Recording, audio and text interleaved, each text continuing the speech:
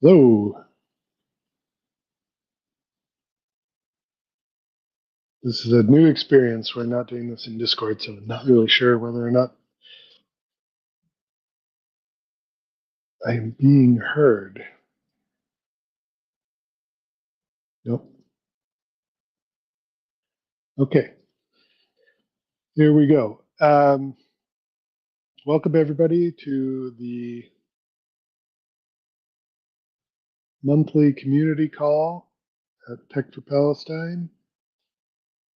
If you are new here, then this is something we do once a month just to talk about where we're going, what we're doing. Tech for Palestine is a nonprofit advocacy organization that supports other advocacy projects that are pro-Palestine. So we offer mentorship and training and limited funds and advice and networking and marketing and consultation and all of the stuff that projects need to help grow and be impactful in the world. So um, the way to do that is to go to the website, fill out a form. If you have a project that you want to have in the incubator, we will review it. And if we think it looks impactful, we will interview you. And if that goes well, then we will welcome you on board. So thanks again for joining. I'm hearing that I'm just now being heard in the Discord. So I'm gonna say this again just for everybody. But welcome to Tech for Palestine. We are a project incubator for pro-Palestine advocacy projects. We support approximately 60 projects today that are doing all kinds of different advocacy efforts. We offer mentorship and guidance and advice and marketing and limited funding and all sorts of things that people need to help build and scale projects.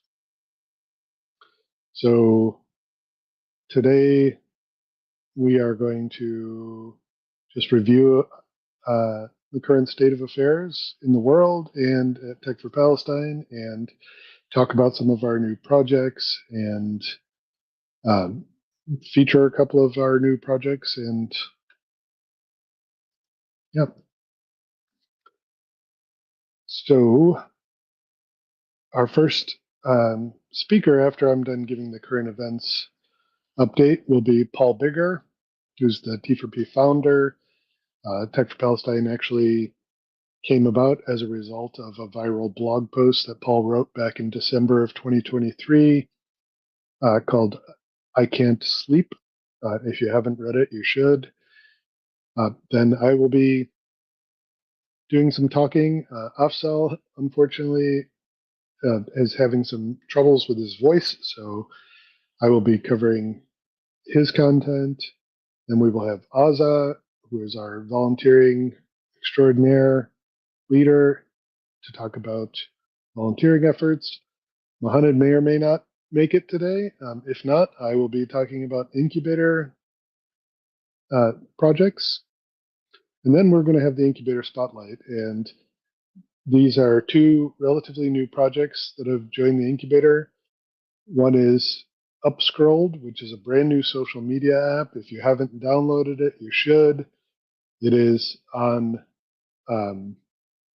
iOS and Android. Just look for Upscrolled, download it, create your account, get your handle.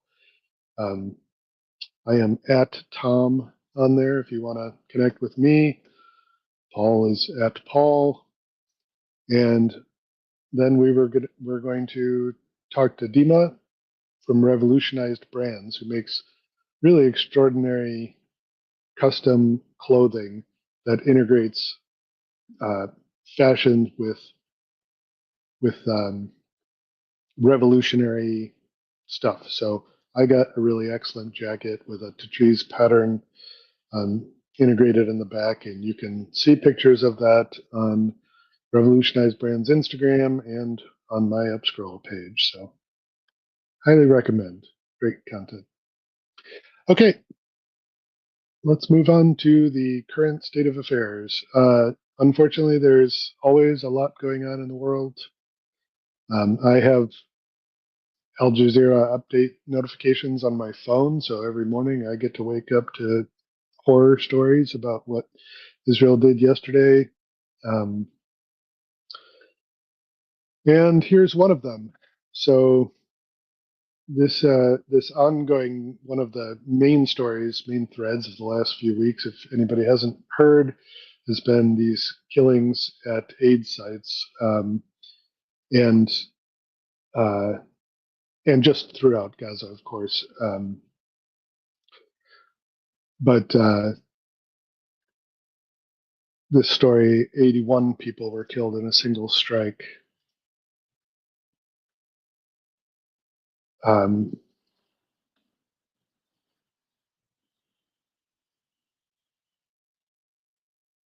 Sorry, I think there's an issue with the slide there. Oh, okay.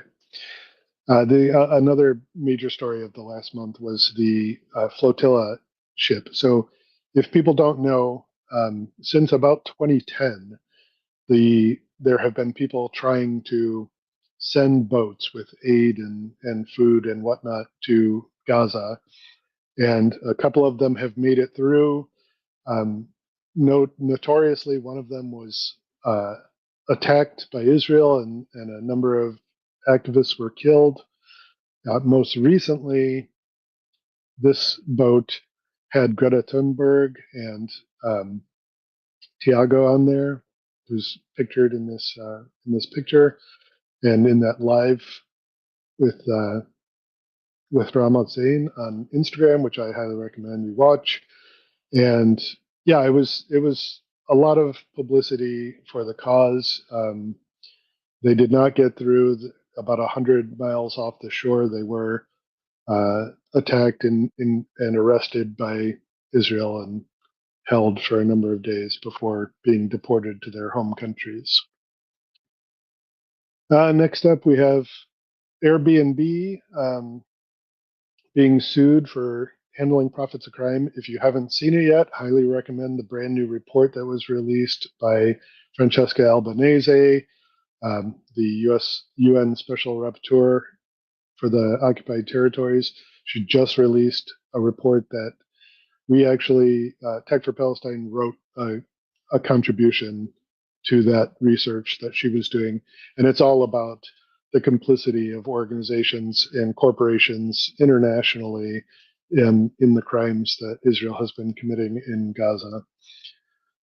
Airbnb just being one of many. This was a story about, which I actually saw in the Israeli news. It was reported as apartment buildings, but it turns out that it was in fact a cyber warfare base with a lot of Israeli soldiers in it, hit by an Iranian strike after Israel started the war with Iran by attacking the nuclear facilities, which of course the U.S. then joined in on.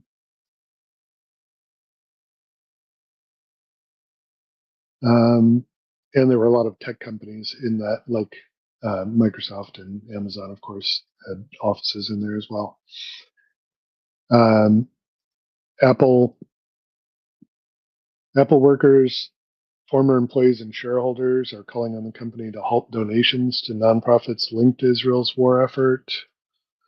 So these are. It's nice to see Apple workers stepping up. We've seen Amazon Azure, Microsoft, Oracle, PayPal, lots of new organizations at these big tech companies are starting to form and start making their voices heard about the complicity of their companies in these war crimes. And Apple keeps paying Israeli staff their full salaries while they serve in the IDF. So they might be getting, Apple tech level pay while committing war crimes, if you can believe that.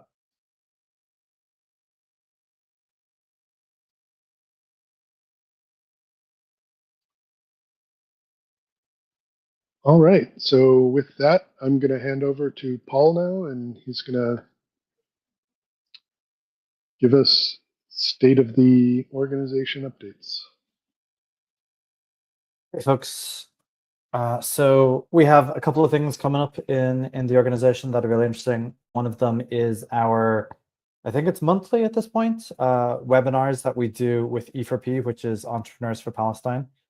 The topic of this one is going to be really interesting. I mean, they're all really interesting, of course. But this one is with watermelon pictures. So watermelon pictures, you might know, are the people behind Israelism and the encampments, and they distribute films about Palestine. They have a Watermelon Plus app that you can subscribe to. That's sort of Netflix, but for Palestine. And they will be on the Entrepreneurs for Palestine webinar. And I can't quite see it in my notes, but it is, I think, coming up next week. That is coming up on July 14th, which is Monday, 2 weeks from now.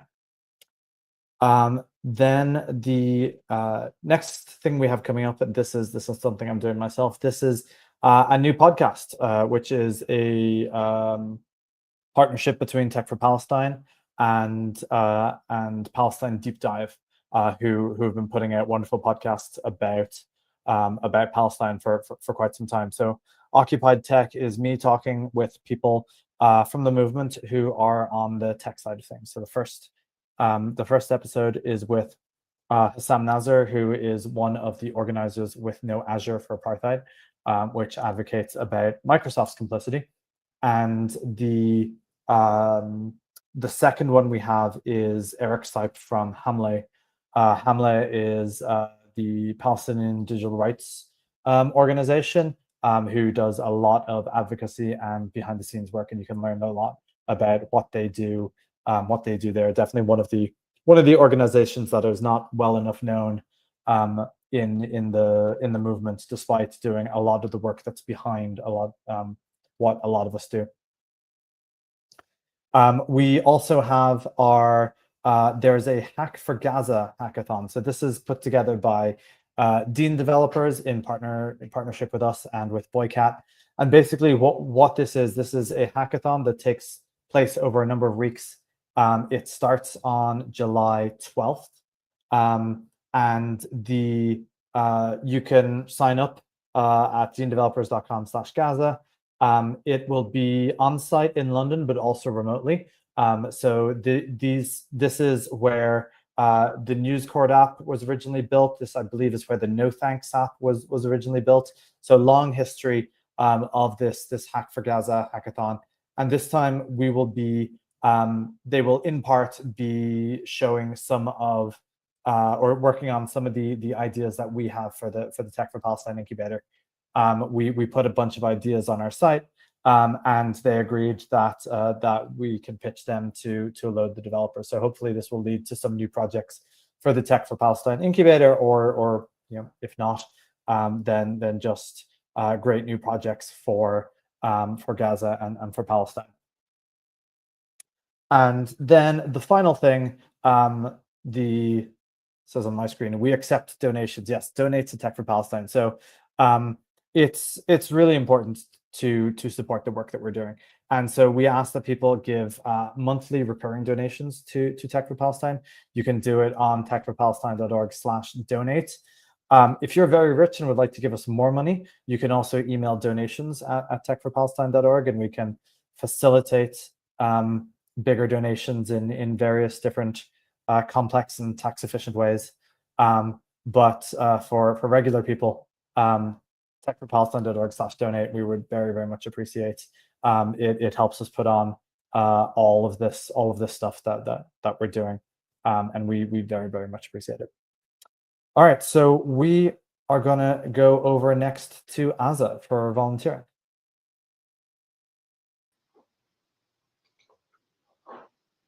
Hey everyone, thanks so much for joining us. Thanks, Paul and Tom. So yeah, in addition to donating, there are other ways you can get involved. If you have some time and you want to volunteer with us, we have several amazing projects and roles within the T4P team. Volunteering is a great way to amplify the Palestinian voice and create impact. You join an amazing network of professionals and activists that are committed to Palestinian justice. It's a way to grow professionally and get great experience while doing something meaningful. You connect with like-minded people, and it's a way to turn support into measurable action and help some of the amazing projects here within the Tech for Palestine Incubator. And it's also just really good for your soul. It's been an amazing experience for me in the past 6 months that I've been volunteering. So to volunteer, and if you have the time and you're serious, help us place you in an amazing role. We get about 30 applications or more every week. So the more you include about your skills and your professional experience, the better we're able to match you with the perfect role. We ask that you be real about your time commitment. That's probably the number one thing that we need the most, is folks that are reliable and can show up and do the work that they're signing up to do. So if you have time in the short term, if you have time in the long term, if it's midterm, whatever it is, and for however many hours a week, be realistic about what you can commit to and let us know.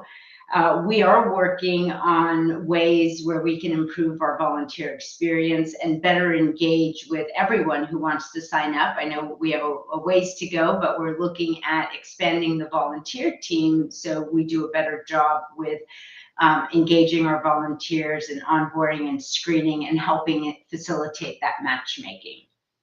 So I'll talk a little bit about some urgent needs that we have now, and then share with you where you can go and see all of the current positions that we have. So Source Press is journalism. It's an initiative focused on journalism with a new standard for transparency and fact-checking. They are looking for a visual designer and a video editor. This is kind of a new dimension they're looking to break into. In addition to the online journalism, they're looking at producing some video content. So this is a great opportunity to work with the project and help bring that to life. We're looking, TribeX, an initiative focused on helping people migrate to more ethical solutions, is looking for back-end developers. We need people in particular with Python experience, Node.js, and Ansible. So if you have time and you're interested in supporting them, there's an opportunity there for you. We have another initiative, which you'll be hearing more about, Gaza Tech Graduation Mentorship.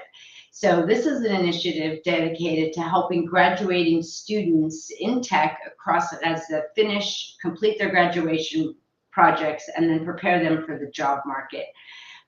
We are looking for mentors, workshop speakers, project reviewers to help support these graduating students. And so if you have background in tech, and especially if you've supported graduation projects or capstone projects, this is a great opportunity, and only requires a few hours a week. We have multiple projects that need fact checkers, researchers, writers. This is one of those ongoing demands that we have across T4P. Projects like Source Press need this, Israeli Tech Alternatives, Find a Protest internally at T4P. So if this is something that suits you and you're passionate about, let us know. We're also looking at expanding the volunteer team.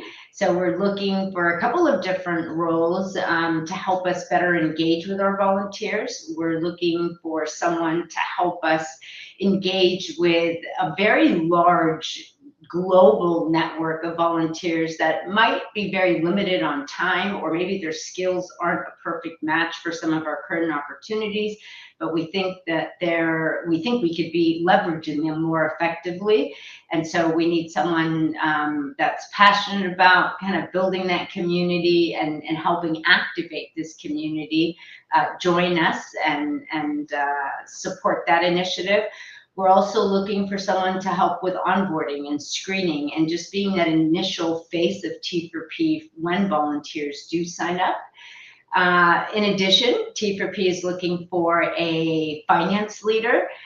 We have a great team in finance now. We're looking for someone that can kind of help come on and really continue to develop and grow the team, provide some strategic financial planning, help us with budget, financial reporting, compliance, donor relations, grant making as we continue to grow.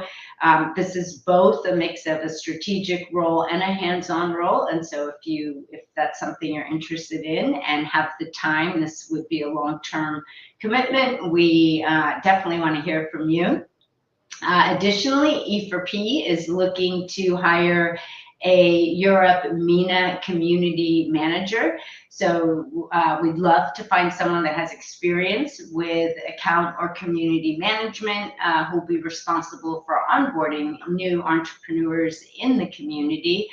So it's a great opportunity to work with very interesting entrepreneurs from all over and help us really. E4P has been doing a great job since it's launched, and you get to really help in this role continue to shape and help E4P grow. So if you are interested in volunteering and you have the time, check out our current roles on our website. We'll include the link there where you can see all the open positions. I just mentioned a few. We have several more. But I ask, since we do get so many applications every week, in addition to filling out the form and including as much information as you can about yourself, so we have you in our database and we can continue to find ways to match you. If there is a position you are specifically interested in, I ask that you also email us directly at volunteering@techforpalestine.org and include the position you're interested in the subject line. And that way you can guarantee you'll get, I'll see it, the team will see it, and we will absolutely get back to you.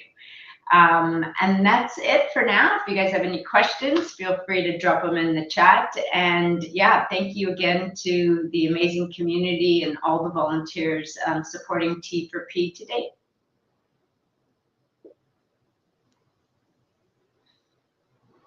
I will pass it now. Sorry about that. I'm going to pass it to Tom, I believe, to give us some updates on the incubator.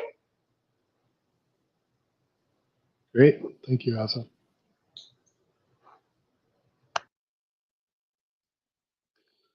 So I mentioned at the beginning of this call that Tech for Palestine is a project incubator. So what does that mean?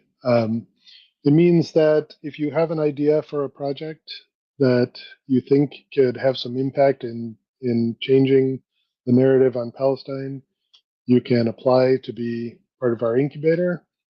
And if you come on board, you'll get access to expert mentors. You'll get monthly, we have actually office hours 6 days a week at different time zones, where you can get advice and consultation on your project development.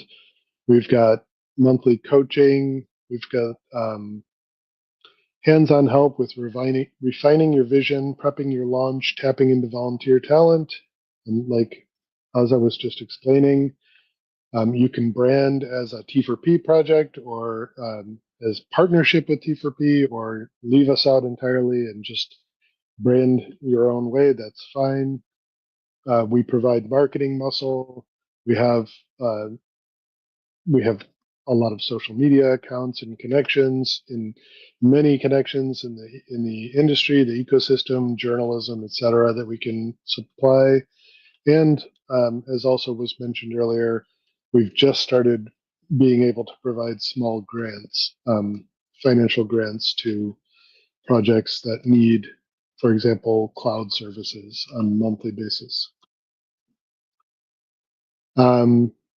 So all that being said, the new incubator, oh yeah, I should also mention that we have a page of project ideas on the website.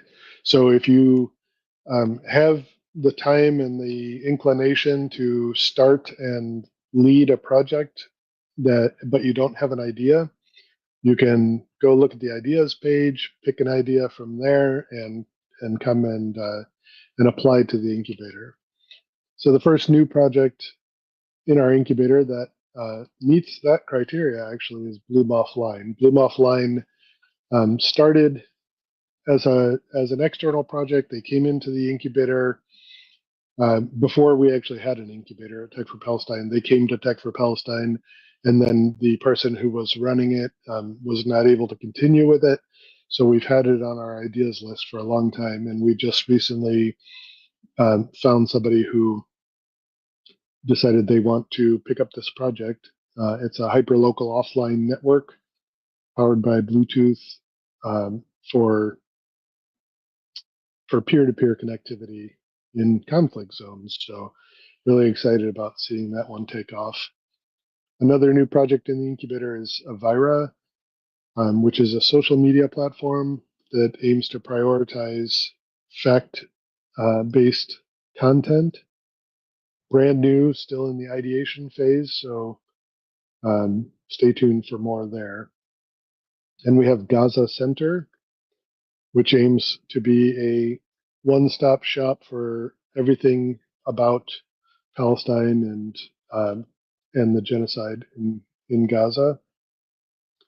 We have Israeli Company, which is a listing of companies and public figures that support Israel or Palestine, so that you know who to support and who not to support. Another one, Pink Thara.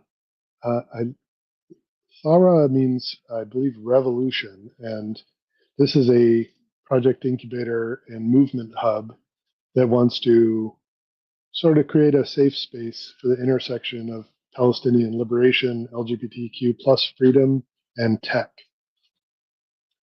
SourcePress, which was mentioned earlier, is a platform for journalism with transparent fact-checking. Every source document is provided and available with annotations, and fact-checking is out in the open. So literally you go to source.press, and it's long-form article content, but every single claim in there, if you mouse over it, it pops up a link that shows you the sources and the fact-checking results. It's really really impressive. And then Upscrolled, of course, is going to be featured here later. Is a new social media app, basically Twitter and Instagram combined, but without the biased algorithms and suppression of pro-Palestine content. Voices for Palestine is in stealth mode, but essentially it's technology to identify war criminals.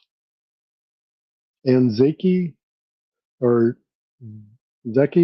is a global network of educational experts, techies, professionals, and Palestinian supporters. And you may have heard of them for a cooperation that they did with Apricot International earlier this year. So all of these projects are in the Discord.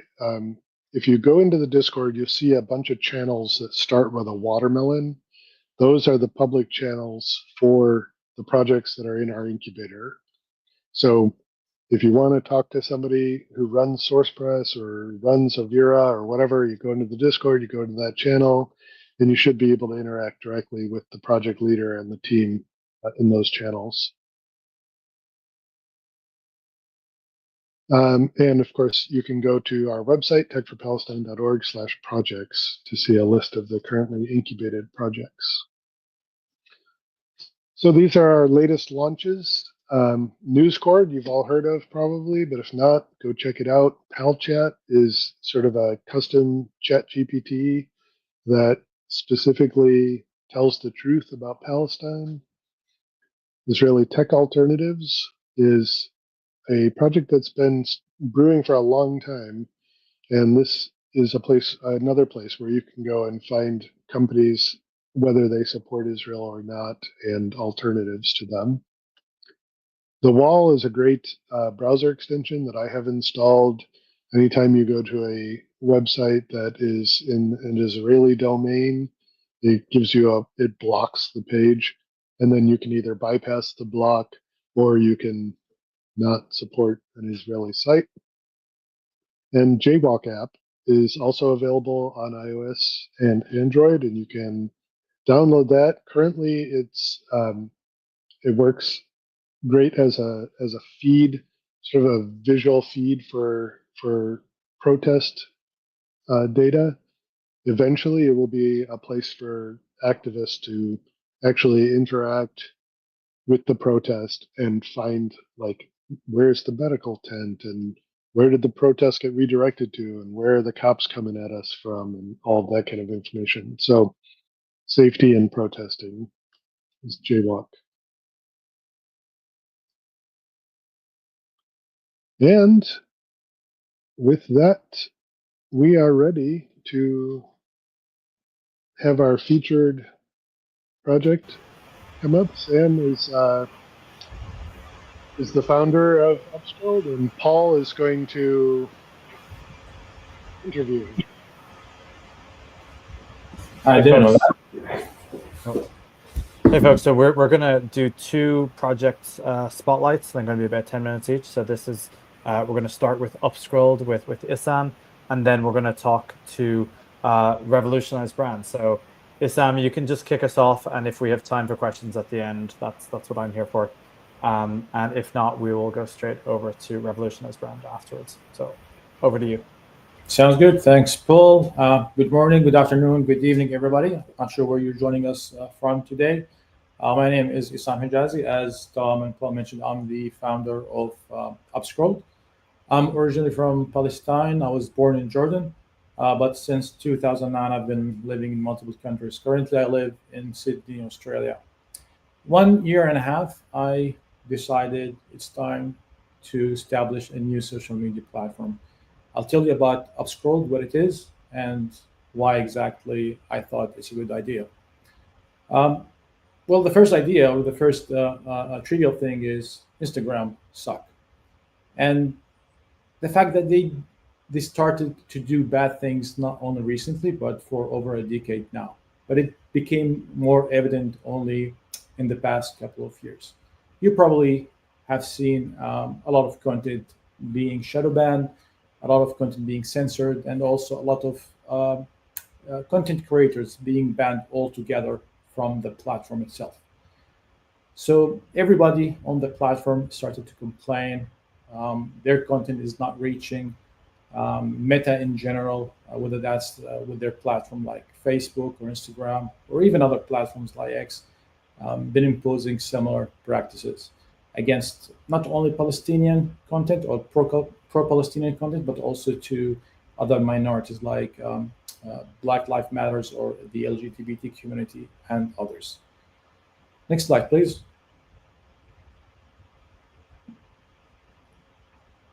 So basically, that's why I thought starting a new social media platform is a good idea. A platform where basically there is no shadow banning to content. There is no hidden ways in how algorithms work. It provides real growth for the content itself, as well as real reach. It provides authentic experience and equal experience for everybody across the platform.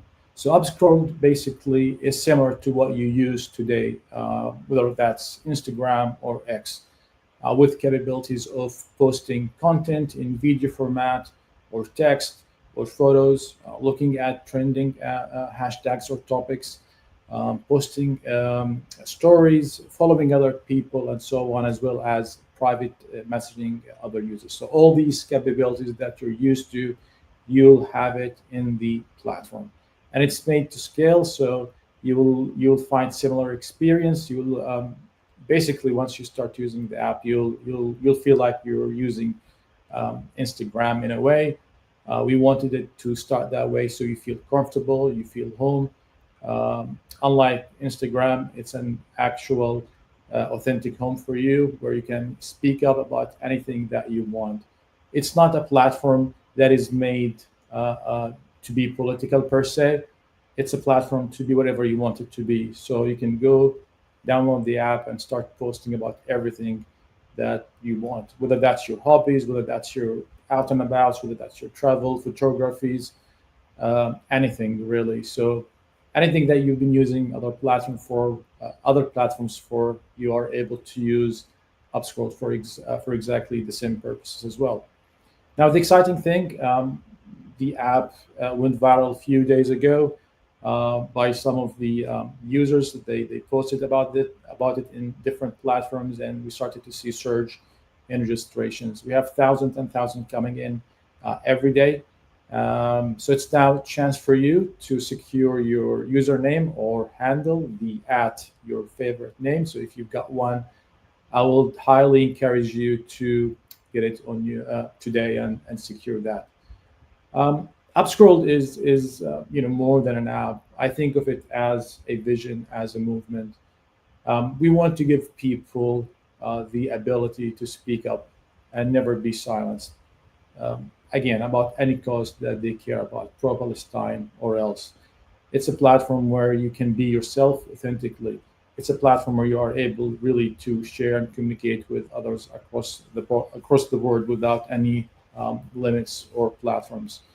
But today I was speaking with someone from the team of Tech for Palestine. I was describing to her, I see also that this platform is as a stepping stone, as a starting point for even something better, something bigger than just being a social media platform. We are where we will be able to expand into other things. But like everything, we need to start somewhere, and I think starting with a social platform is the way to go. Here are some of the screenshots for the app. Don't bore yourself looking at them. Get into the App Store, whether that's Google or the Apple App Store.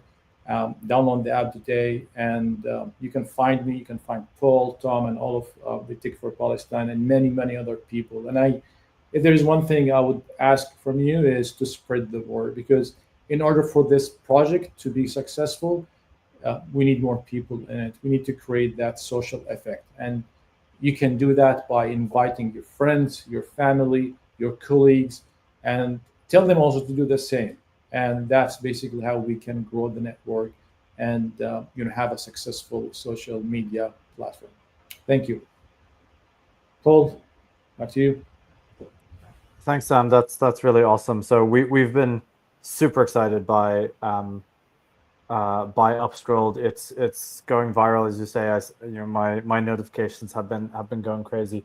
One of the things that's really interesting for me about this is it's Instagram, but it's combined with Twitter, right? We can actually make text posts alongside the video posts. We don't have to choose between them. But my feed is mostly video, which kind of surprised me. I thought we'd be seeing a lot more sort of people cheapening out and just going for a text post. So my question is kind of like, what dynamics are you seeing with people now that both of those are available, and sort of, why did you design it that way?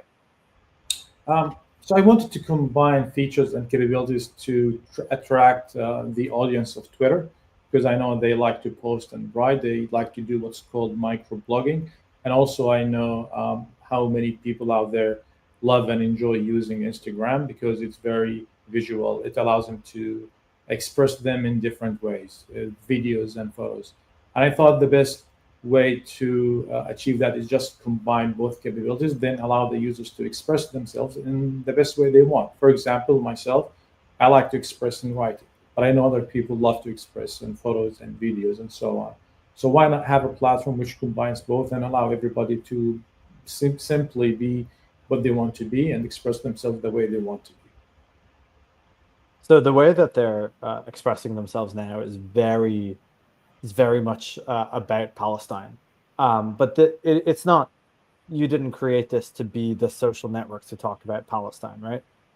I created it to be anything the users want it to be, and I think a success factor to not only talk about Palestine, in order to attract other audience who might not be aware of what's happening, but once they come into the platform, start using it for their interest, they'll be able to see other content as well. So that content will not be silent. So I think it's very important for us at this stage to simply post normal things as well, things of our everyday, about our hobbies, about what we like to do, about our travels, photography, our businesses, about thoughts, ideas, and that will, I believe, create a better crowd, will attract more people who are not aware of the platform, and that's the way to get bigger. And this is a win-win, because once it get bigger, and once we want to speak up about something, then those people will be there and they will be able to see and hear what we want to talk about, whether that's Palestine or something else.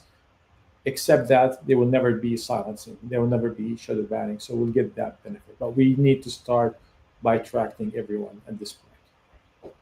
That's so awesome. So Sam, thank you so much for coming on, and for creating Upscrolled. This is really awesome. Thanks, just before we move on to Dima, I just want to reiterate the potential for this. And don't think of this as this is a social network for Palestine. This is just a social network, and really work to bring on your friends, your family, your social clubs, your group chats. All that are really valuable to bring onto this platform right now, because it stands then to make it a mainstream platform. And no reason at all to tell people that this came from Tech for Palestine. This is just, it's a cool social network. Come and post. All right, so some questions coming in, but we'll come back to those at the end. Let's head over to Dima from Revolutionized Brands. Hi everyone, this is Dima. Let's see, Revolutionized Brands was born out of a desire to infuse something good into previously purchased clothing that were now on boycott lists. So we tried to use the keffiyeh and tatriz to keep those Palestinian symbols visible, but also to to deal with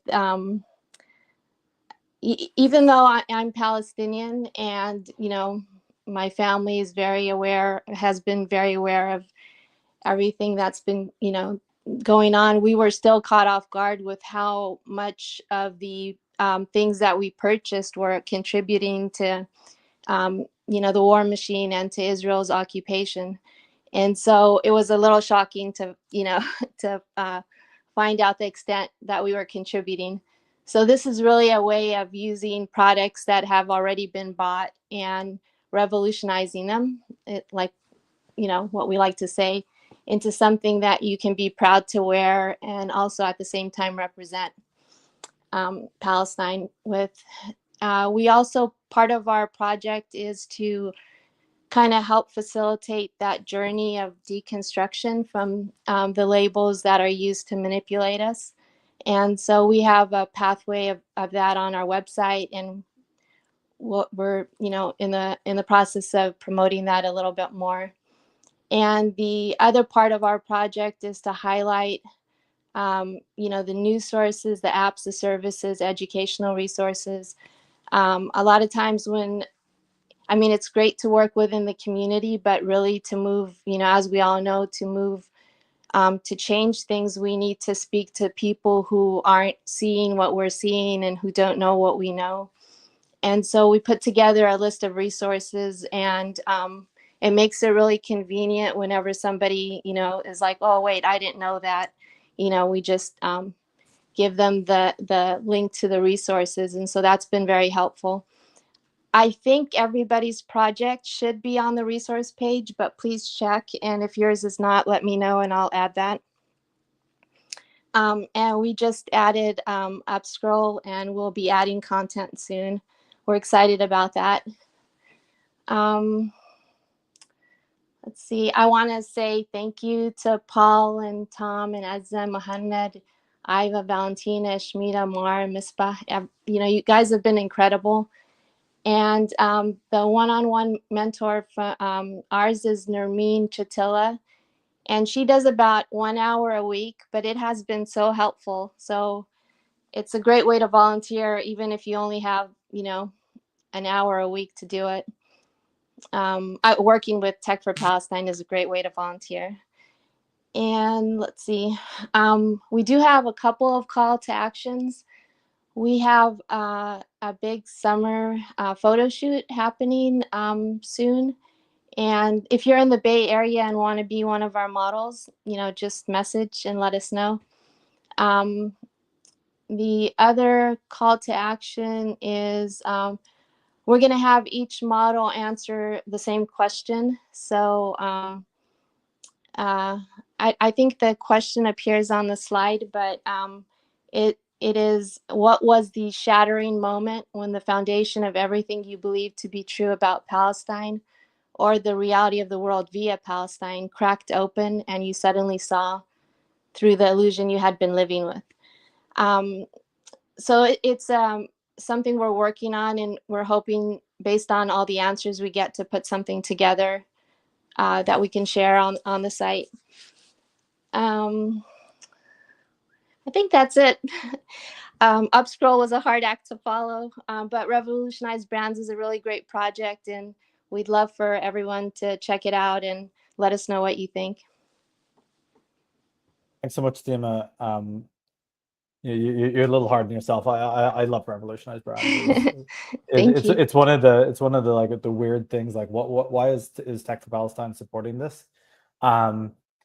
Because it seems a little bit off, but this seems one of like the truly innovative ways of getting the Palestine message in places that it is difficult to get, or where it's specifically the Palestine message is suppressed. They're trying to make the kafaya into a hate symbol, and they're trying to call everything that this movement does anti-Semitic. And so I love the idea of just sort of like infusing it in the clothes. I wonder if you could tell us a bit about the kits that you're making, or what's that about? Okay, yeah, thank you, Paul. The kits are a way to make the product and the idea for the product more accessible to like college students, also to support all of the great work they're doing. So originally we were hoping to work with a sewing circle in Palestine, but I think they've, with everything going on, it might not be feasible immediately to do it. But the idea behind it is so we use actual thobes. So if you look at the our website, there's a better explanation, but we use the material from thobes and material from keffiyehs. And so it's not, for somebody to do it for their own item, it might, they might not want to tear up their keffiyeh or tear up a whole thobe. So we're putting strips of fabric from thobes and strips of keffiyeh in a kit, and making it sort of like a do-it-yourself option. Making it more accessible. We are, I think it's going to be great once it's out there. So it'll be a way for somebody to take an item that they've purchased, a jacket or something from a brand that they would not buy from anymore, but they like the jacket, and just change it up. Love it. So if you're out there and you are in a student encampment, or someone in your family or friends is in a student encampment, let them know about the kits. This is a good way to show their solidarity around campus, without necessarily getting themselves in trouble with the administration, or having one of those hateful protests that we've heard so much about. All right, thank you so much, Dima. This is it's a wonderful project. I love it so much. Thank you. And I am handing it back over to you, Tom. Okay. Thanks, Dima. Yeah, I love my jacket too. It's unfortunate that it has been extraordinarily hot in Michigan for the past few weeks, so I haven't really been able to wear it, but I'm looking forward to it getting cooler so I can. So to wrap up, we have a Discord community, which you may have heard of. You can just go to techforpalestine.org/discord-invite. If you go to that, you'll find a link that allows you to join the Discord server. We have 9,000 members of the server now who are in there having conversations about Palestine and activism and all the things it can do. You can follow us on our social medias. We have a presence on X and YouTube and GitHub and Instagram and Blue Sky and Mastodon and all the others, but most importantly, Upscrolled. So definitely download and join Upscrolled. And that is all we have. So thank you so much for coming, everybody. And if you have any other questions, our website is available. And I think we're going to take some questions from the chat now in the last few minutes. So yeah, there's a couple of questions for Sam. If he's is Sam still here? There we go. So Sam, one of the questions, I think there's two questions for you. One of them was does it support, you know, the AP or AT protocols? Are there open protocols behind it, or is it its own thing? Not at this point. I'll be completely frank. I don't think these protocols at this stage are mature. They're overly complex, they're inefficient, and they lack some of the key features users expect from social media platforms. Also, there has been a lot of criticism about the security measures that they have. So short answer, short term, there's no plans, but as they evolve, I mean, maybe. Yeah, I think this is one of the challenges of sort of, you know, open, whether it's open protocols or you know, they sort of limit you to what people have thought of before. It's generally difficult to build products around them. So, you know, that's kind of what I've been telling people who've been reaching out to me as well. It's like, I don't think that's a good idea. Like, how can you build products like that? Yeah. The other question I saw, and folks, if you have questions, please keep posting them. The other question I saw is, what's the difference between this and Facebook, which I think is an amazing question. I think the main difference is we're not owned by Meta, and that Meta suck. That's the biggest difference I'll start with. Otherwise, it provides similar capabilities at this point, but the future roadmap has exciting ideas and features that we will implement and that will be differentiated from Facebook, Instagram, and other platforms. Lovely. Okay, well that takes us right to the end.